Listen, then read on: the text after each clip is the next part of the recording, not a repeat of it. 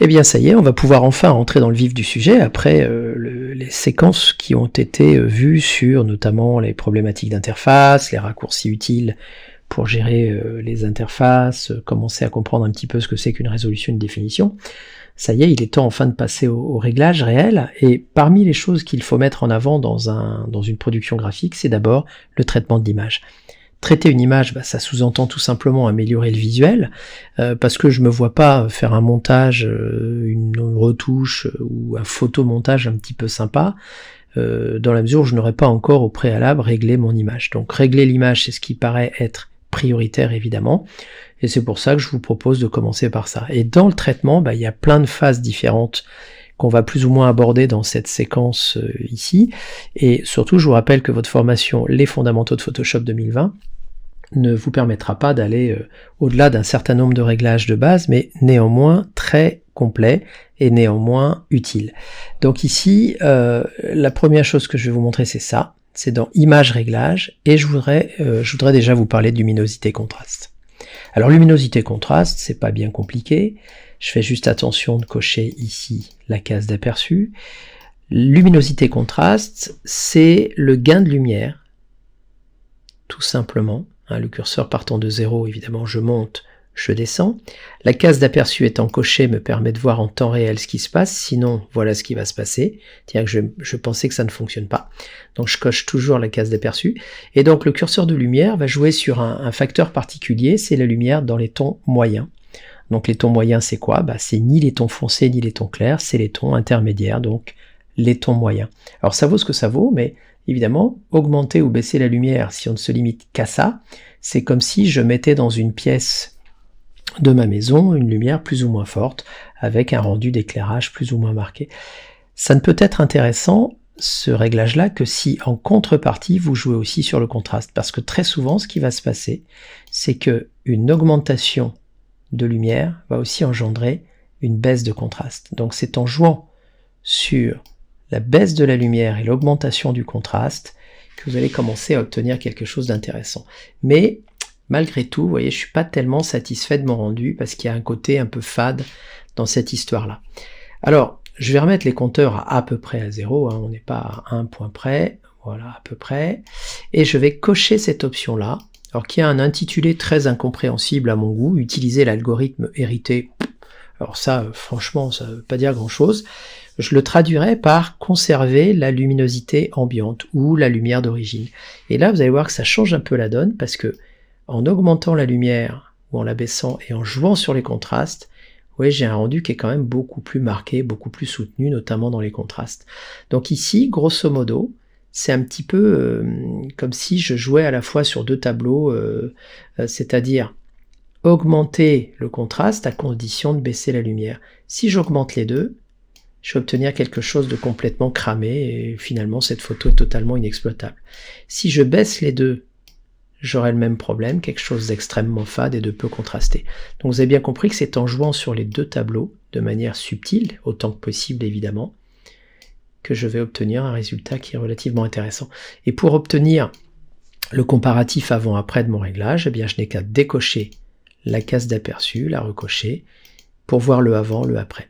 Alors là, je suis obligé aussi de vous parler d'un point qui est relativement important. Bon, j'ai un écran qui est d'assez bonne qualité, c'est un écran de marque Yamaha, mais c'est pas tellement important de le citer. Ce qui est important, c'est de dire que chez vous, vous avez peut-être un écran différent du mien, qui n'est donc pas paramétré de la même manière, qui ne rend pas les couleurs de la même manière, qui ne rend pas les contrastes de la même manière. Et évidemment, la conséquence logique de tout ça, c'est que suivant les différents écrans sur lesquels vous allez afficher cette image, même si on a les mêmes réglages ici et précisément les mêmes, il se pourrait que vous disiez chez vous, moi j'ai moins de contraste, j'ai plus de contraste que Stéphane sur son écran. Oui, tout simplement parce qu'un écran ne fait que rendre des couleurs et des lumières et des contrastes tel qu'il a été fabriqué, et donc il y a des variations notables à ce sujet-là. Donc ça, je voulais vous le signaler, et donc tenez compte de cette info évidemment pour être un peu plus tolérant, je dirais, dans vos réglages. L'autre chose sur laquelle je voulais aussi insister, c'est ce bouton auto. On me pose souvent la question, finalement, est-ce que c'est pas compliqué de régler tout ça alors qu'on a un bouton auto qui va peut-être faire le job? Ouais, sauf que entre nous, c'est un peu comme si j'achetais un appareil photo numérique à 1000 €. et que j'utilisais seulement le bouton automatique sur cet appareil-là, est-ce que ça vaut le coup d'avoir un produit aussi riche et puissant que Photoshop pour cliquer sur le bouton auto? Alors il se trouve que c'est assez amusant parce que vous allez voir que si je clique là-dessus, je pense qu'on va pas être très loin du réglage que j'avais proposé en manuel. Je tente le coup, mais je crois pas trop me tromper. Oui, c'est assez amusant, oui, ça a presque pas bougé. Bon, il y a un petit rendu différent, mais vous voyez qu'on a quand même une augmentation légère du contraste et une baisse légère de la luminosité, qui à mon goût était encore un peu trop marquée, donc je vais légèrement la baisser. Voilà, mais vous voyez, ça permet éventuellement de se dire, ok, lançons le réglage et puis affinons-le manuellement, parce que finalement, quel dommage d'avoir un produit aussi riche pour ne se servir que des boutons automatiques. Donc ça, c'était la première phase du réglage que je voulais vous proposer, luminosité contraste qu'on trouve dans le menu Images et Réglages. Ça ne règle pas tout, mais en tout cas, ça permet une amélioration sensible dans les tons moyens, de vos lumières et de vos contrastes. Alors pour information, si vous souhaitez utiliser un deuxième réglage, soit en complément, soit en remplacement du précédent, moi je vous invite souvent à faire ça, c'est-à-dire à revenir dans le menu Fichier, demander version précédente, c'est-à-dire revenir à la version de base de votre fichier, c'est-à-dire version non réglée. Vous notez ici la présence d'un raccourci très utile que je vous invite à noter, c'est le raccourci F12. F12, ça sert à quoi? Ça sert tout simplement à revenir à la version précédente de mon image. Et là, vous voyez que je retrouve les réglages d'origine.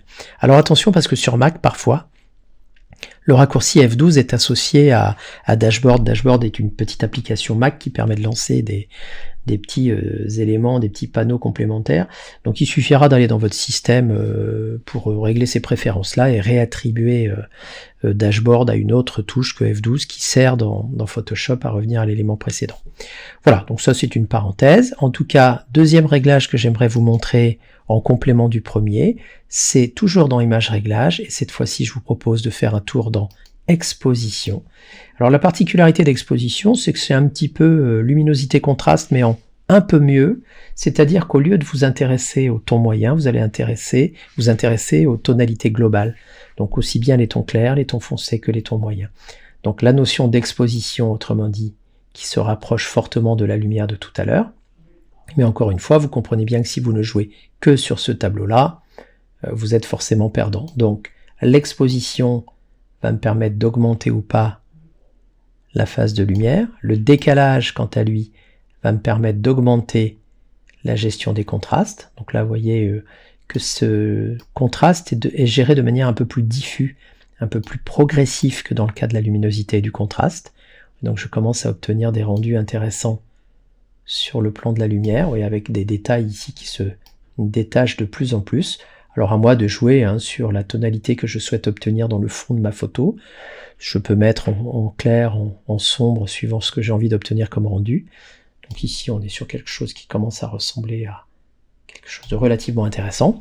Et enfin, dernier curseur ici, la correction gamma, qui va tout simplement me permettre de jouer sur l'aspect lumineux global de ma photo, le gamma étant variable d'un ordinateur à l'autre. C'est-à-dire que sur un Mac, bon alors ça va peut-être pas vous dire grand chose, mais sur un Mac vous avez un gamma de 2.2 et sur un PC un gamma de 1.8.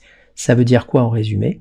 Ça veut dire que sur un Mac, vous aurez toujours un éclairage qui semble plus élevé, une luminosité qui semble plus forte que sur un PC. Donc c'est en jouant sur le gamma ici que vous pourrez naturellement peut-être anticiper le fait que sur un PC, il faudra mettre peut-être plus de lumière que sur un Mac, et ainsi de suite. Donc finalement, à l'arrivée, par rapport à mon réglage de luminosité-contraste, j'ai peut-être un peu gagné dans l'exposition en subtilité, en progressivité dans mon réglage et dans mon rendu global. Voilà, ça ce sont les deux premières fonctions de traitement que je voulais vous montrer. Alors même si cette séquence est un peu longue, vous remarquerez que ces deux fonctions se trouvent ici, et apportent quelques rares différences, mais qui sont quand même suffisamment importantes pour être notées.